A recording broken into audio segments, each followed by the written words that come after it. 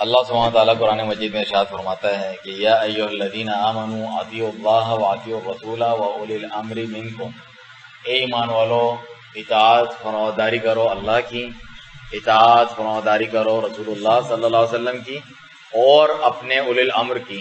اولی الامر کا کیا عربی میں اولی الامر کہتے ہیں امر یعنی حکم جس کے پاس ہے۔ تو اس سے مراد کیا ہے؟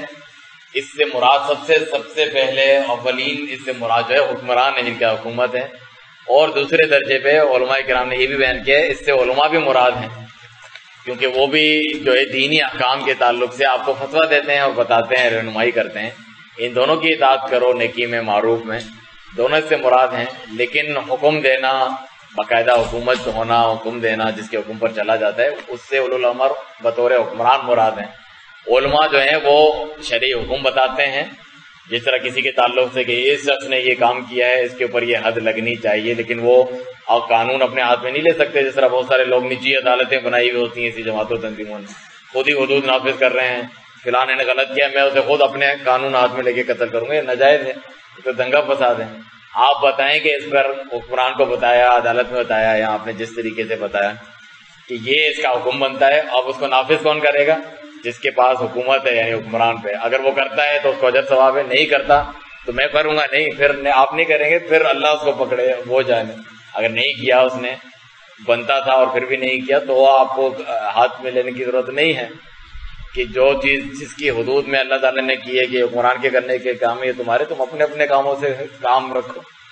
یہ تو نہیں ہے کہ کوئی بڑا کام آپ کے والد کے جو ذمہ داری کام نہیں کر رہے تو میں اپنے ہاتھ میں لے لوں گا وہ کام، کوئی اس چیز کو تسلیم نہیں کرے گا، چھوٹے پیمانے پہ نہیں کرے گا، حکومتی پیمانے پہ تو کوئی بھی اس چیز کو تسلیم نہیں کرے گا۔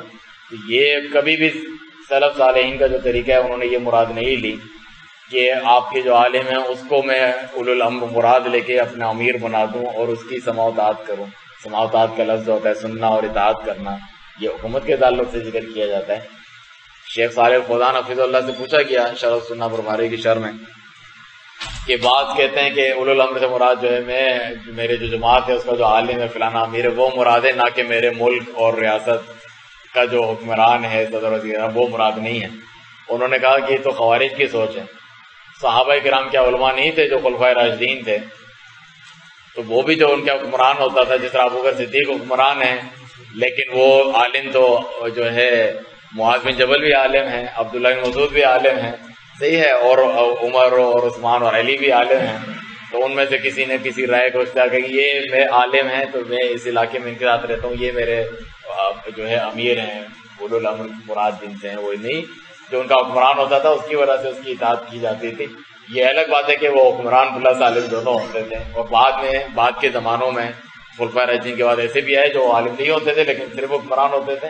تو جو عالم والے ہوتے تھے، جو علم میں ان سے بڑے ہوتے تھے، صحیح ہے، جس طرح میں نے مثال دی حجاج بن یوسف کو بھی وزیر بنا کے بھیج دیا جائے گورنر، تو عبداللہ بن عمر جو ان سے علم میں زیادہ ہیں خود گورنر جو ہوتے تھے، وہ جو حکمران ہوتے تھے وہ کہتے تھے کہ جو ہے مروان وغیرہ وہ کہ جو ہے حجاج کو کہتے تھے کہ یہ عالم ہے عبداللہ بن عمر، ان کی اطاعت کرنا حج کے سفر میں، یہ جو بتائیں سنت کے مطابق اس پر عمل کرنا، تو وہ ان کے اس پہ چل رہا ہوتا تھا، حالانکہ وہ ظالم جابر وغیرہ بدتمیزی سب کچھ کر رہا ہوتا تھا۔ تو اس سے معلوم ہوا پھر بھی وہ حکمران نہیں تھے، حکمران وہی تھے چاہے مروان ہوں یا دوسرے ہوں، وہ حکمران تھے، ان کا حکم چل رہا ہوتا تھا، حالانکہ عالم صحابہ وغیرہ اور ان سے بڑے درجے والے ان کے اندر میں ہوتے تھے۔ تو وہ کبھی بھی نہیں کہتے تھے کہ یہ نہیں کر رہا چونکہ اس کی اہلیت ختم ہو گئی ہے، اس نے وہ شریف فیصلہ نہیں کیا کہ قرآن پڑھنے کے لائق نہیں ہے، میرا عالم جو ہے میرا قرآن، ایسا نہیں ہے۔ ایسا کہنے والے خود عالم کہلانے کے لائق نہیں ہے اگر وہ ایسا کہتا ہے۔ ایک صالح فوزان حفظ اللہ سے پوچھا کسی نے کہ کوئی کہتا ہے کہ کوئی موجودہ دور میں حکمران مسلمانوں کی جماعت ریاست یا ان کا امیر نہیں ہے جو حدیثوں میں مراد ہے۔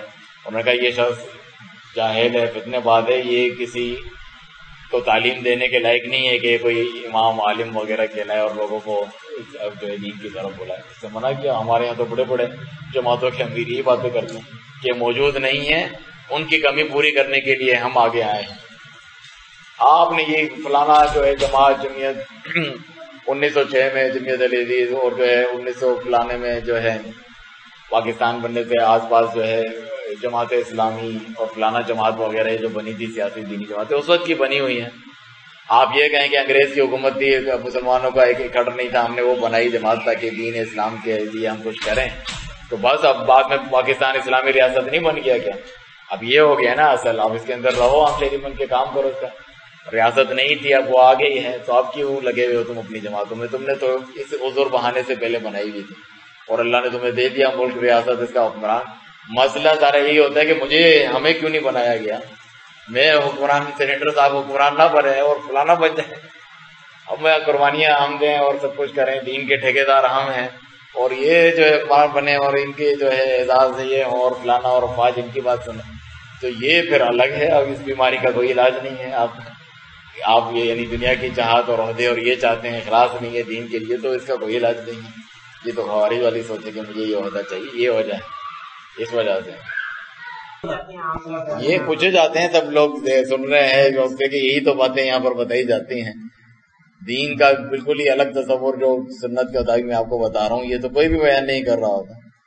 یہ کہا یہ تم تو ہماری مولویوں کے خلاف ہو تم یار. ہمارے وہ کبھی تو کہہ رہا تھا وہ ڈرائیور نہیں کہا کہ آپ کے پیٹی بند بھائی ہیں، وہ کہہ رہے، میں کہا بھائی ہمارے لیے ہی ہے.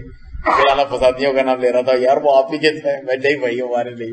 نام رکھنے سے کچھ نہیں ہو جاتا ہے. جو خارجی بھی کہتے ہیں کہ ہم جو ہے اسلام کی دعوت کا کام کر رہے ہیں، سب کچھ کر رہے ہیں، وہ یہ کرتے ہیں. تحریک لبیک والے آپ کی پیٹی بند بھائی.